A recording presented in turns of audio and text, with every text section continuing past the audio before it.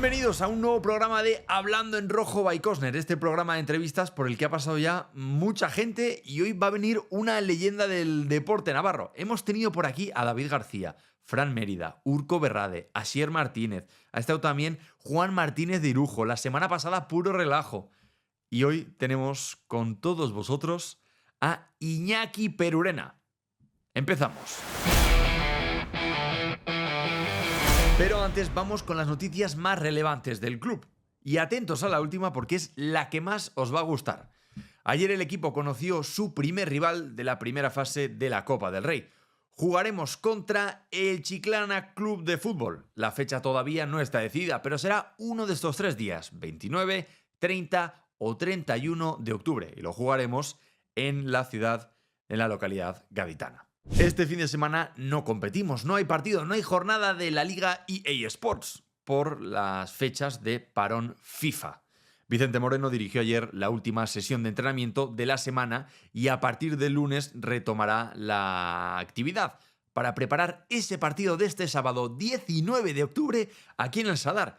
Jugamos contra el Betis a las 4:15 de la tarde. Nosotros lo estaremos retransmitiendo en directo desde allá arriba, desde las cabinas de retransmisión de radio. Lo podréis ver en radioosasuna.com. Estaremos aquí disfrutando Javier Azagra, Guillermo Ferro y yo de este partidazo. Y hay 3 de nuestros jugadores que han sido convocados con las selecciones internacionales. Boyomo, Brian Zaragoza y Ante Budimir. Estos son los partidos por si los queréis ver, los horarios en los que juegan este fin de semana. Por un lado juega mañana Brian Zaragoza a las 9:15 contra Dinamarca, mañana sábado. Y el martes juega a la misma hora contra Serbia. Por otro lado, Ante Budimir juega a las 6 contra Escocia, también el día de mañana. Y el martes a las 9:15 contra Polonia. Y por último, Enzo Boyomo, que está jugando con Camerún, lo está haciendo ahora mismo contra Kenia. Empezaba hoy a las 6 de la tarde. Y también lo hará el lunes a las 3, también contra Kenia. En el entrenamiento de ayer, el técnico rojillo pudo contar con todos sus efectivos, a excepción de Iker Muñoz, que continúa dando pasos en recuperación, y los 3 futbolistas que tienen compromisos internacionales. Y la noticia que sabemos que os iba a gustar. Los socios del club vais a poder beneficiaros de descuentos y otras ventajas añadidas con su carnet, además de disfrutar de partidos, descuentos y preferencia a la hora de comprar entradas o acceso a las instalaciones de Tajonar.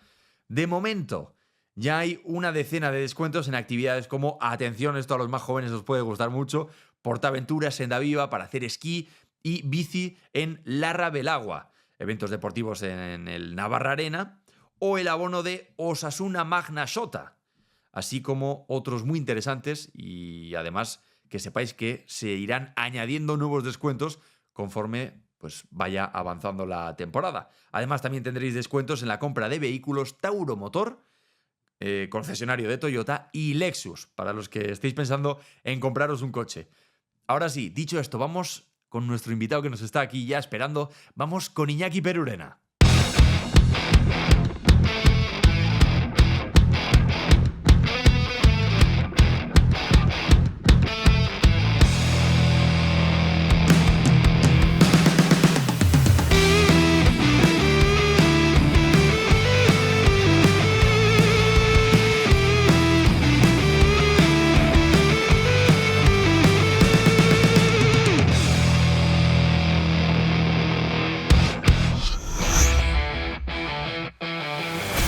Ya estamos aquí con un invitado de categoría. Hay muchos que le representan o le llaman como solo deportista, pero este hombre ha cantado, se acaba de levantar hace unos años el Peruarri, ha hecho anuncios en televisión, ha sido actor. Tenemos con todos vosotros a Iñaki Perurena. ¿Qué tal? Buenas tardes. Buenas tardes, Arratsaldeon ahí. Oye, es un auténtico placer tenerte aquí. Has hecho muchísimas cosas, lo decíamos antes fuera de micros. ¿Cómo te definirías tú como Iñaki Perurena? Sin lugar a dudas, Arrijasotzale.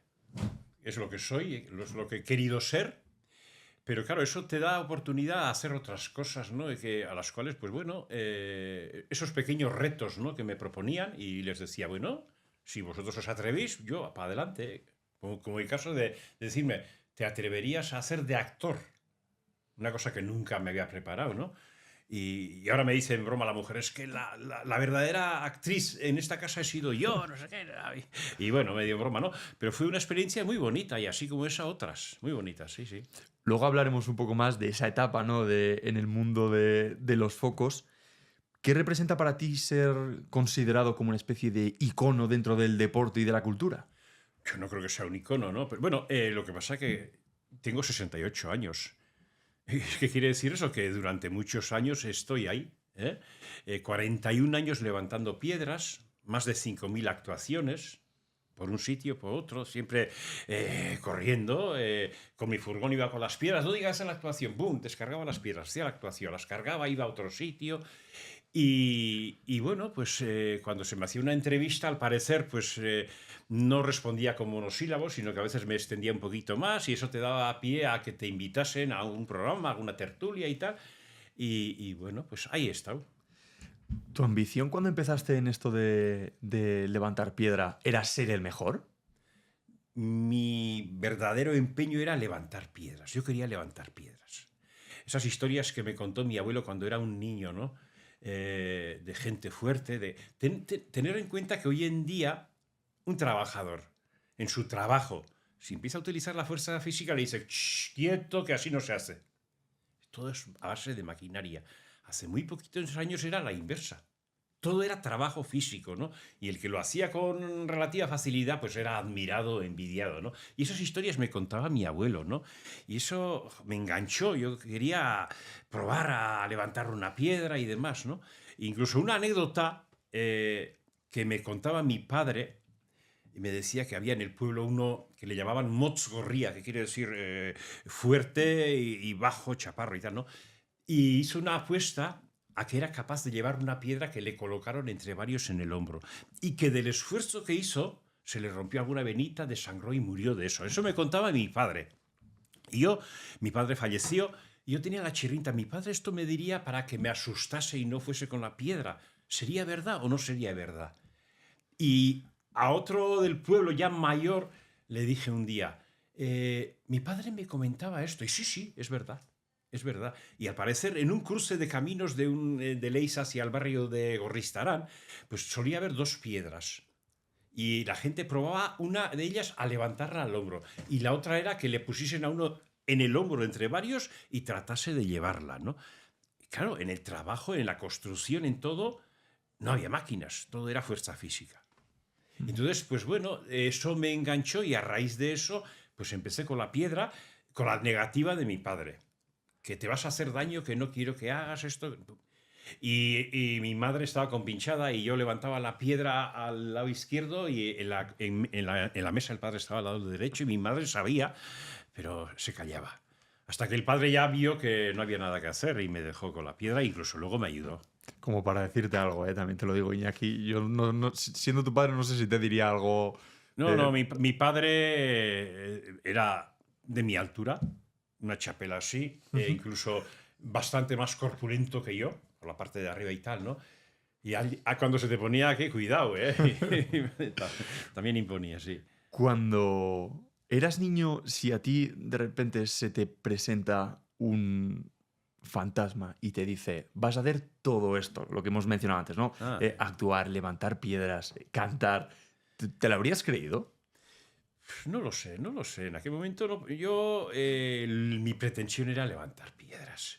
Y mi felicidad fue levantar piedras. Y por eso en un momento me dije que todos los sueños de mi vida, los sueños de mi niñez, se hicieron realidad. Y para mí la vida era jugar con la piedra, ¿no? Pero luego en ese jugar con la piedra te dice, oye, ¿te atreverías con esto? Pues bueno, vamos a probarlo. Vamos a probarlo y bueno, pues entrevistas, hacer de actor, pero no sé, no he hecho tantas cosas, ¿no? Y lo último y lo más bonito ha sido Perugarri, ¿no? Ayudado por el hijo, entre los dos decidimos iniciar en nuestro caserío, decíamos, ¿y por qué no hacemos algo que refleje esta etapa de nuestras vidas? Porque yo 41 años levantándolas. Él, con 5 añitos, en las fiestas del pueblo, le hizo un tronquito y lo levantó. Va a hacer 41 años y todavía sigue haciendo demostraciones, ¿no? Esa piedra es parte de nuestra casa, ¿no? Y yo decía, ¿qué se podría hacer en nuestro caso? Y en un momento, sin medios, sin herramientas y conocimientos, arrancamos a hacer una especie de escultura, los dos. Y bueno, el año 2000 y del 2000 al 2003, haciendo otros trabajos, por supuesto, pues estuvimos haciendo aquello, ¿no? Él aprendió a soldar el hierro. Yo le decía, venga, Inesio, suéltame por favor estas barras que el fin de semana así las relleno con piedra y demás, ¿no? Y a regañaditas, porque claro, él tenía 18, 20 años, que me voy, que tengo que ir con los amigos. Venga, por favor, hazme esto. Y me soldaba la barra y para el lunes yo ya había rellenado el fin de semana a las tantas con la piedra. Y cuando entré en eso, se convirtió en una pasión. Quería hacer aquello. Y luego empiezas a hacer aquello, empiezas a soñar, a darle forma y claro, ya estás pensando antes de que termine con esa, con la otra, con la siguiente, con la siguiente. Fue así. Hemos visto que en algunas de tus entrevistas decías que era prácticamente imposible vivir de levantar piedra y de hecho tuviste que compatibilizarlo con, con tu vida de ganadero y de carnicero. ¿A qué dedicas tu tiempo ahora? Pues dedico el tiempo a ocupar el tiempo muchas veces. Y en una entrevista que le hacía el otro día a Koldo Martínez, que ahora deja la política activa, decía, me entra un poco de vértigo de pensar en cómo ocupo las 24 horas. Pues ayer fue un día de cogerme el coche y ver un sitio que está, como quien dice, en Navarra, y es digno de verlo, la Cueva de la Berna, que está debajo de la Piedra San Martín, impresionante. Una cueva de 250 metros de ancho por 190 de alto, que en su momento una empresa hidroeléctrica y tal hizo un túnel de 600 metros para llegar allí y tal, ¿no?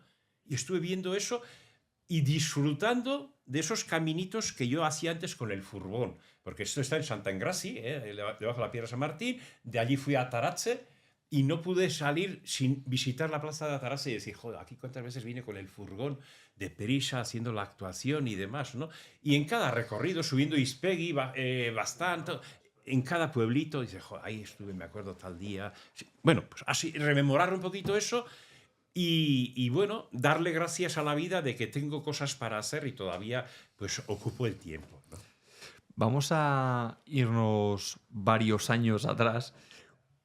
¿Qué recuerdo o cuál es tu primer recuerdo relacionado con las piedras? Mi primer recuerdo, cuando tenía 10 añitos.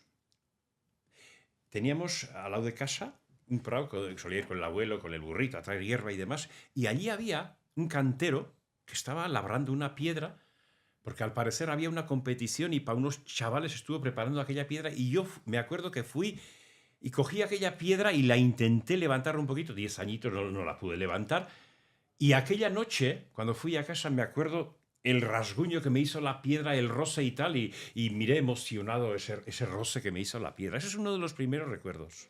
¿Y cuándo fue la primera vez que te pudiste plantear en serio lo de levantar? Plantear en serio, no lo sé. Yo con 14 años, en el pueblo, y esa piedra ahora la tengo en Perugarri, había un chico del pueblo que fue a pescar a Orio, y de allí trajo una piedra de 100 kilos al pueblo, y los jóvenes la levantaban y tal, ¿no? Y con 14 años, aquello solía estar en un sitio que se llamaba Ollal de Borda, y fui allí, cogí la piedra de 100 kilos y la levanté con 14 años, ¿no? Y el dueño de la piedra, cuando se enteró, me la regaló. Y la tuve en casa, ¿no? Me hacía mis piedras. Porque claro, en Navarra no había ni hay demasiada afición a la piedra. Hoy en día ya, pues, ya empiezan los chicos jóvenes y tal, ¿no? Pero en Navarra está el hacha, está la pelota, está el fútbol. La piedra también tiene su pequeño sitio, pero no demasiado. Y en aquel momento, pues, ocurría eso, ¿no? Yo, pues, incluso me fabriqué mi chaleco con un saco, la piedra, incluso con un tronco hacía una especie de piedra cilíndrica de la forma de la cilíndrica y tal, ¿no? Y con la negativa de mi padre, y por tradición en nuestra casa, mi tío fue un campeón escolar y garciarena de los años 50 y mi padre de joven cortó troncos, y ante la negativa de mi padre yo le dije, bueno, muy bien, si no me dejas levantar piedras, empezaré a cortar troncos y ahí no me puedes prohibir porque tú lo hiciste y tal, ¿no? Y con 16 años hay una competición de escolares jóvenes que yo voy allí y por suerte la gané. Y después de aquello iba haciendo actuaciones por los pueblos. Me acuerdo de aquellas preciosas salidas que hacíamos con Pachi Astivia, al que le llamaban el Aiscolari de la tele, porque estuvo en programas de 1 millón para el mejor y demás, ¿no? Y Saralegui, el hermano mayor de Miguelcho, que es quinto mío, y yo, los dos, íbamos contra Pachi Astivia. Nosotros éramos chavales jóvenes y así empecé a conocer Navarra. Y me acuerdo, joyo, cuando pasábamos hacia Astrain y tal, ¿no? Y decíamos, pero si este río parece que sube para arriba y tal, ¿no? Y de ahí a la ribera y a tantos y tantos pueblos. Y luego ya, ahí estuve con el hacha 1 año y pico, pero luego ya con la piedra. Y te mencionaba antes que, no, si tu sueño era ser el mejor del mundo y tú me decías que tú lo que te hacía ilusión era levantar piedra, ¿no? Sí. Pero, ¿ha habido momentos duros dentro de este deporte para Sí, ti? claro que sí. Si no va a verlos, sin lugar a dudas, sí, sí, sí. Luego, bueno, ocurrió que innové una técnica cambiando el lugar de los agarraderos. Aquello fue una pequeña revolución, pero enseguida todos empezaron a levantarlo así porque vieron que era más efectivo, ¿no? Con 20 años batí los récords anteriores dentro de una apuesta, porque lo que se estilaba eran las apuestas. No había lógica hacer un intento de récord. O hacías apuestas o estabas quieto. Y yo quería levantar piedras. Y en un momento, cuando con 20 años bato los récords anteriores, digo, bueno, pues de aquí en adelante trataré de superarme. Trataré de superarme y buscar incluso materiales más densos, con minerales y tal, ¿no? Y eso supuso un pequeño avance también. Vale. Pues te quería preguntar también sobre la técnica. ¿Cómo llegas tú a esa conclusión de que cambiando el agarre iba a ser más sencillo para ti el levantar tantos kilos? No sabía si iba a ser más sencillo. Lo que ocurría es que con la técnica anterior, pues a veces se complicaba el levantamiento porque tenías que traer encima de los muslos y maniobrar con la piedra, enderezarla. Y al hacer esa maniobra a veces la piedra resbalaba y tal, ¿no? Yo me acuerdo de cómo con una piedra le estuve haciendo agujeritos por un lado, por otro, le cogía de una manera, de otra, y decía, si consiguiese traer de esta postura, evitaba la maniobra. Ahí fue mi debate y ahí estuve haciendo pruebas, ¿no? Incluso me acuerdo, claro, antiguamente los levantadores levantaban la piedra descalzos. Yo conozco la halterofilia y lo conozco de una manera muy bonita. En fiestas de Leiza vienen los halterófilos de Anaitasuna a hacer una demostración al pueblo. Yo gaupasas he hecho muy poquitas, pero aquella vez había hecho gaupasa. Y estaba de gaupasa y a la siguiente mañana estaban allí haciendo la demostración y todos sabían que yo levantaba piedra y tal. Y, oye, Iñaki, ¿pruebas con la barra? Y bueno, salí y como se dice a base de fuerza bruta, pues consigo levantar una barra de 130 kilos arriba. Y me dicen los de Anaitasuna, oye, ¿por qué no vienes con nosotros? Nos hace falta uno de la categoría pesada y tal. Y yo le digo, sí, sí, pero yo fui con la intención de aprender a entrenar y de aplicar sus entrenamientos a la piedra. Porque ellos utilizaban la barra, hacían ejercicios de fuerza, de pesos y tal, ¿no? Y yo veía a los halterófilos con botas, con un pequeño talón, y los levantadores siempre descalzos, ¿no? Yo digo, coño, si tú tienes una bota que te sujete el tobillo y tal, pues vas a trabajar más seguro. Y empecé a hacer pruebas así. Pero fíjate la diferencia que hay de levantamiento a levantamiento. Yo para levantar con una mano utilizaba botas con talón. Y para levantar con 2 manos unas zapatillas casi sin suela. Joder. Sí, sí, porque con el talón iba más adelante, pero luego para traer ese peso de las 2 manos que es superior, se me hacía más difícil. Si veis unas imágenes con la piedra de 320 kilos a 2 manos, estoy con unas zapatillas finitas, finitas de tela, que uno del pueblo me decía, no tenías dinero para comprarte unas zapatillas de vida, las buenas, de verdad. Y es que le dije, es que para mí esas son las de verdad, las que quiero yo, las que me hace falta, ¿no? Y sin embargo, con unas botas y con el zapatero del pueblo le decía, hazme una suela así, gástamelo de adelante y tal, ¿no? Preparé unas botas y con una mano iba con botas. ¿Qué dirías que es lo... Bueno, no, antes de esto, ¿cómo se entrena para levantar piedra? ¿Es puramente solo levantabas piedra y cada vez con más peso? Vamos a ¿Hacías ver. algún tipo de deporte extra? Aquí hay que decir una cosa. Hasta que la época más o menos que empiezo yo, el levantador de piedras lo que hacía era levantar la piedra y subir al monte en una pendiente, subir un monte, todo lo rápido que pudiese. Y haciendo solamente eso, se hicieron récords impresionantes.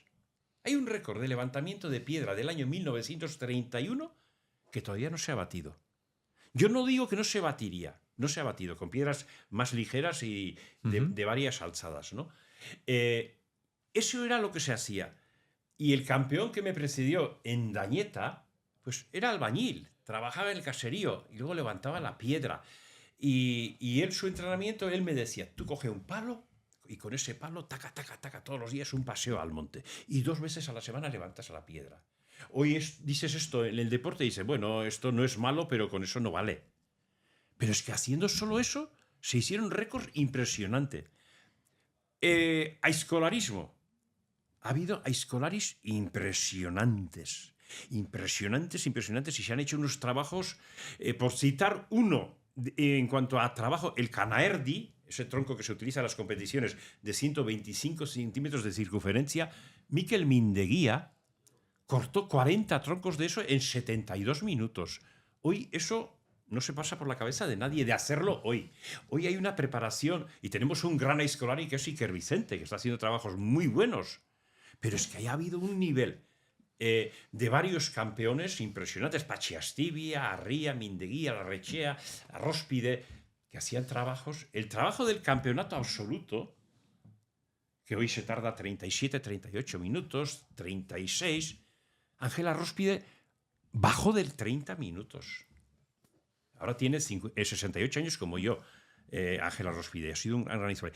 Es que había récords impresionantes que se hacían con ese entrenamiento y poco más.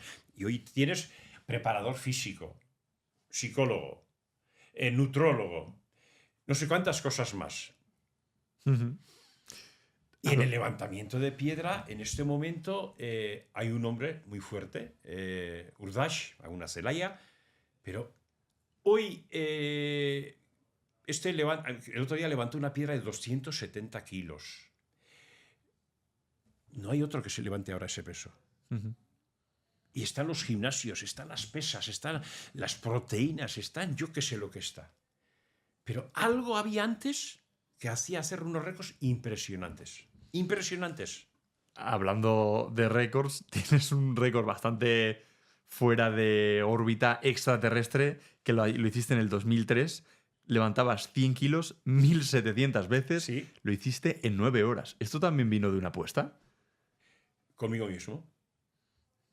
Con anterioridad hice otras pruebas con la de 100 kilos, ¿no? Estaba Goenkale y cuando yo estaba en la serie hacía algunas demostraciones con la piedra y los de Goenkale me dicen, oye, Iñaki, y en esa fiesta que queremos hacer sobre los 1000 capítulos en el Cursal, ¿podrías hacer algo con la piedra? Y me vino a la cabeza, bueno, pues levanto una piedra de la más pesada que en aquel momento era capaz de levantar, porque ya los años iban pasando y tal. Digo, pues una de 250. Y luego, como empecé a entrenar con la de 100, 250 se me hacía un poquito pesado en la prueba que quería, porque hacía series en una pista de correr para bajar de peso para la de 100 kilos. Y lo que hice fue levantar la de 240, una alzada. Como la serie tenía 5 años en aquel momento, levanté la de 205 veces por cada año esto, y luego levanté la de 100 kilos seguido 1000 veces. La serie siguió, y al año y pico levanté 1313. Luego resulta que en las 6 horas de Euskadi me dicen, oye, Iñaki, que tenemos este año la 25 edición y tú, la de años que has estado aquí, ¿podrías venir a hacer algo? Y le digo, coño, pues esto ya es un poco tarde para hacer algo y tal. Algo. Y me vino en mente, coño, pues la serie sigue, como no haga ese día, según los capítulos que tengan emitidos, tratar de levantarla esa, y ahí hace falta una fuerza mental. Yo tenía allí una fijación, quería hacer algo por muchas razones que no vienen a cuenta ahora decirlas, y eso me dio fuerza para seguir. Me acuerdo que para coger resistencia, todos los días levantaba la piedra. Y había algún domingo, me acuerdo un domingo que Abel Barriola además tenía partido aquella tarde. Empecé a las 8 de la mañana y estuve hasta las 2, un entrenamiento de 6 horas solito en casa. Y solía poner la radio como compañero, escuchaba la radio, y bebía tragos de carbohidratos, alguna barrita energética y seguía levantando. Pum, pum, pum, pum. Esos fueron los entrenamientos que hice. Con la piedra todos los días levantaba y tengo anotado, no sé si levanté para entrenar para esa prueba 15.000 veces o así la piedra de 100 kilos. Sí. Hay un fenómeno muy curioso en tu figura como persona y es que como que traspasaste las barreras de Navarra y el País Vasco, ¿no? Llegas a ser conocido en toda España con un deporte que era minoritario. ¿Por qué crees que pudiste dar esa especie de salto? Vamos a ver, la explicación que yo pudiese dar. Cuando levanté 280 kilos en Vitoria, con motivo de una fiesta de la Caja Vital, pues Telenorte, estaba Euskal Televista, Telenavarra, Telenorte y tal, Telenorte da la noticia y luego la dan desde Madrid. Coño, ese deporte rural que hacen los vascos y tal, hay uno que ha levantado 280 kilos. Llego a la barrera de los 300 kilos, esa barrera que parece que no se podía llegar, pero con piedras de más minerales y tal, se busca y tal. Y los 300 kilos llaman la atención. Llaman la atención en el sentido de que, coño, ya es la barrera 300, de los 200 a los 300. Se hace un festival Euskaldun en París, en el Polideportivo Bercy, y el que organiza el festival, Pello de Hospital, jugador de rugby, me dice, Iñaki, aunque sea 1 kilo, pero tienes que levantar 301 kilos, ¿vale? Fui y levanté 301 kilos, pero lo levanté en París. Y más que el hecho de levantar 301 es el hecho de hacerlo allí. Y levanté en París y, joño, ahí va 10. Los titulares, los vascos conquistan París y tal, porque había otras modalidades de deporte rural y tal. Luego estaba un elemento, Javier Guruchaga, que me llama, oye Iñaki, estoy haciendo un programa en Madrid y tienes que venir a ese programa. ¿Vale? La semana anterior a la que estuve yo, está con, no sé con quién hizo la entrevista, pero había un enanito que tenía que se parecía a Felipe González y desde un globo echan a ese enanito y tal.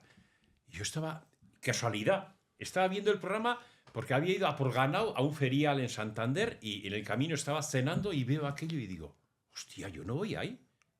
Semejante, me sentí vergüenza, ¿no? ¿Qué están haciendo? Cojo el teléfono, le llamo a Javier, yo no voy ahí, lo siento. A hacer esas cosas no voy. Tranquilo, contigo va a ser otra cosa. Me prometo, contigo va a ser otra cosa. Fui y me hizo la entrevista, levanté la piedra y bailé claqué. Miguel Ángel Villena, el escritor, y yo, los dos, con el traje que se hizo con las medidas que daba mi mujer por teléfono, pim, pam, pim, me hicieron... y di un paso de claqué, ¿no? Ahí va, Dios, este tío... O sea, ahora resulta que empieza y llama la atención. Y recité una poesía en euskera, una poesía que le dediqué a mi mujer cuando nació el hijo pequeño. Pero claro, eran tiempos en que la televisión no es como ahora. Hoy te tumbas en la butaca, el mando, pim, pim, las autonómicas, privadas, del otro... Entonces era el televisor y el frigorífico era lo mismo. Enchufabas y lo que te daban tenías que verlo. Y al parecer aquel programa me vio muchísima gente. Y me acuerdo que al poco tiempo de aquello me llaman de un pueblito de Alicante, el alcalde. Iñaki, oye, queremos que vengas a levantar la piedra y de paso vas a hacer el pregón de fiestas. ¿Pregón de fiestas? Bueno, si queréis voy y levanto la piedra y ya diré algo. Y bueno, fui, levanté la piedra, dije algo, y allí la fiesta de moros y cristianos preciosa y tal. Y luego, ahora todos a comer.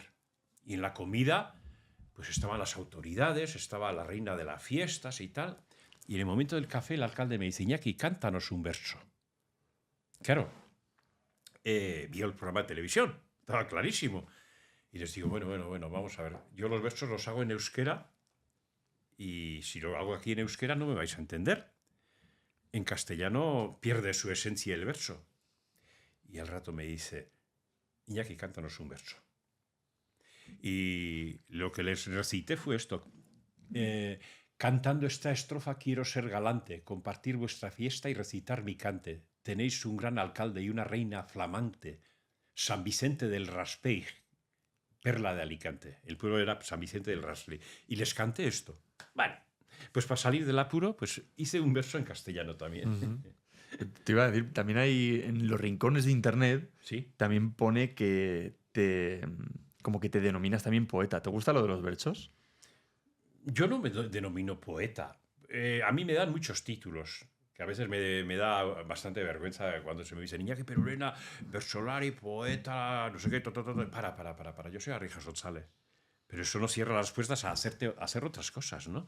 Y en aquella época que viví con mi abuelo me cantaba versos y yo memorizaba aquellos versos y cantaba y me gustó, pero nunca me he dedicado a cantar versos y eso también, lógicamente, requiere un entrenamiento, una preparación. Y hay una gente impresionante y tú ves el funcionamiento de un Bersolari y es digno de estudio, ¿no? Incluso se han hecho grandes documentales sobre esto, ¿no? De que de repente les digan un tema, tienes que improvisar, tienes que rimar, tienes que decir cosas que merezcan la pena delante de 15.000 personas allí, al instante. Eso es impresionante. Pero en alguna juerga, con algún traguillo, cuando era joven sí que cantaba y ahora de vez en cuando, pues por un motivo, por lo que sea, pues algún verso sí que voy preparando. Vamos a dar un salto a cuando entras en Goenkale. Es una serie que sacó la ITV, si no me equivoco. Sí. Tú te unes en el episodio 387. ¿Cómo te has mamado mi currículum? Hombre, ¿cómo para no? Te unes en el 387 y la serie acabó con más de 3.700 episodios. Ahí hay casi 3.400 episodios, un poco menos, que has estado tú ahí. ¿Cómo fue ese salto sí, hasta allá? porque se hacían 200 capítulos al año más o menos y si estuvo 20 y pico años, 3.700. Sí. ¿Cómo fue ese salto a la televisión? ¿Cómo te llamaron y cómo accediste? Bueno, antes que estar en Goenkale hice un programa, Rico Plaza, era un concurso, y en ese concurso yo hacía de presentador, y luego hacíamos algún pequeño sketch con actrices y tal, ¿no? Y yo pues participaba en ese sketch haciendo buenamente lo que podía, porque el programa era un programa grabado, que la grabación era muy complicada, una competición entre pueblos. Y además el realizador era un señor que vino desde Madrid, Enrique Martín Maqueda, que fue uno de los pioneros en la televisión española y tal, ¿no? Y allí hacíamos aquel programa que era paliza. Y los sketches que hacíamos, pues bueno, tú date cuenta que estabas en la competición, allí había un lío, un problema, esto y tal, y de repente cuando terminaba aquello, venga, y ahora pasamos al sketch, hostias. Pues allí hice buenamente lo que pude. Y bueno, pues eso también habría influido en la gente de Goenkale. Y dice, oye, Iñaki, ¿te atreverías?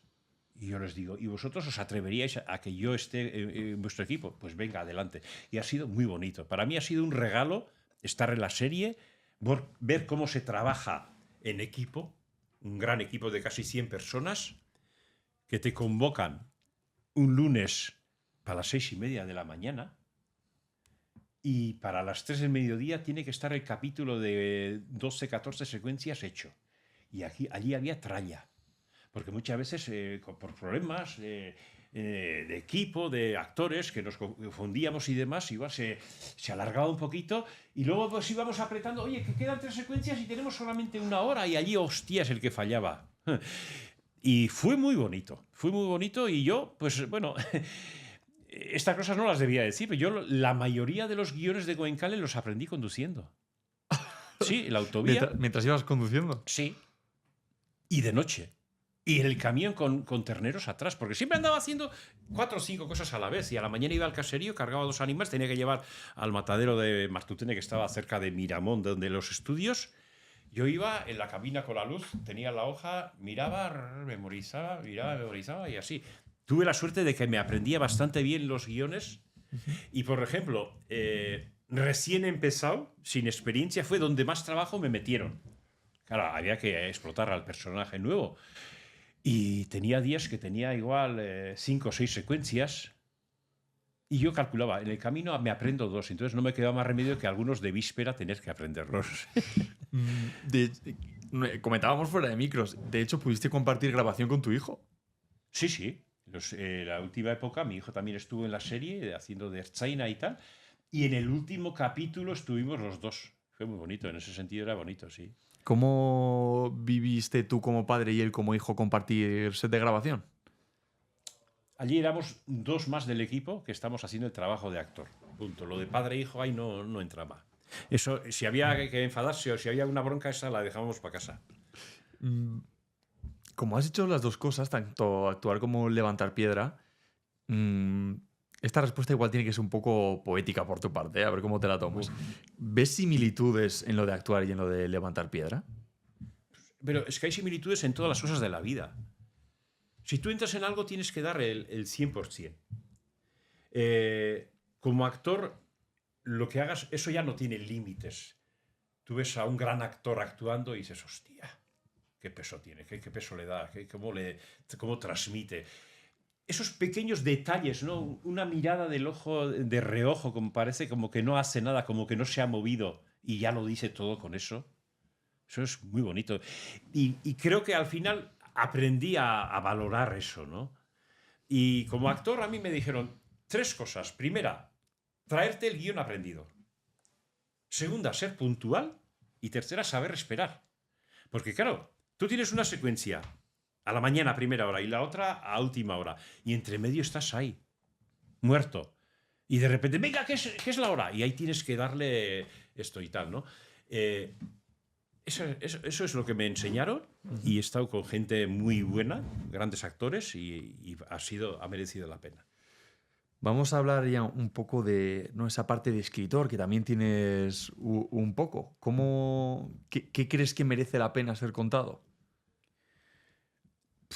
Yo qué sé, pues al principio crees que es importante contar las cosas y luego en un momento dices, no merece la pena contarlas, ¿no? Y a mí ahora, muchas veces, una entrevista y tal me da un poco como apuro. Bueno, estas cosas que no, porque no es, vamos a dejarlas, ¿no? Pero en un momento pienso que fue conveniente que la gente supiese qué camino había hecho un deportista. Incluso a lo mejor pues a un chaval joven pues que vea eso, pues tiene una referencia, ¿no? Y esto creo que puede venir bien. Y bueno, aquel librito que hice, que lo hice en 2 ediciones, en euskera y castellano, con un magnetofón grabándole y aquellas cintas luego las transmitieran al papel, pues lo hicieron. Y ahora tenemos un amigo que me está haciendo el libro, está haciendo un trabajo tela, tela, porque se ha esmerado, ha buscado por todos los rincones y a ver qué es lo que sale. Pues estaremos atentos, ¿no?, a cuando salga esa pieza. Vamos ya a ir cerrando la entrevista, que nos quedamos un poco sin tiempo. ¿Hay algún sueño o alguna meta que tengas y que todavía no hayas cumplido y que te gustaría cerrar? Mi sueño es vivir la vida lo más intensa posible. Vivir cada momento, no perder un rato en la vida, ¿no? Y vivir la vida con intensidad puede ser a lo mejor estarte en un bar con un café y un amigo durante 1 hora charlando. Pero vivir la vida con lo que crees que es vivirla con intensidad. Pues nada, Iñaki, damos por concluida la charla que hemos tenido aquí Hablando en Rojo by Corner. Ha sido un placer poder estar contigo, que nos hayas compartido tus vivencias. Has contado muchas cosas que no habías contado antes por todo el estudio que había tenido yo de tus entrevistas. Así que también... Pues bueno, yo tengo que darte las gracias porque te has empeñado. Se ha visto que has trabajado de antes y eso se agradece. Bueno, pues la ocasión lo merece, ¿no? Es que ricasco. Mila esker. Pues nada, nos despedimos aquí. Acabo de hacer un pequeño pinito con el euskera, que la verdad que por ahora domino poco. Me voy a poner con ello, Iñaki. Pues ponte, cuanto antes. Así que nada, nos despedimos aquí, Iñaki. Muchas gracias y esta es tu casa, para cuando quieras. Bien, aquí, ricasco, venga, muy bien. Aquí te tenemos. Nos despedimos. Nos vemos directamente el miércoles, porque este fin de semana no hay partido. Sí que tendréis partido del Promesas, así que estaremos aquí en las cabinas de Radio Osasuna para daros este partido. Gracias por estar hoy con nosotros. Nos vemos pronto. Hasta pronto.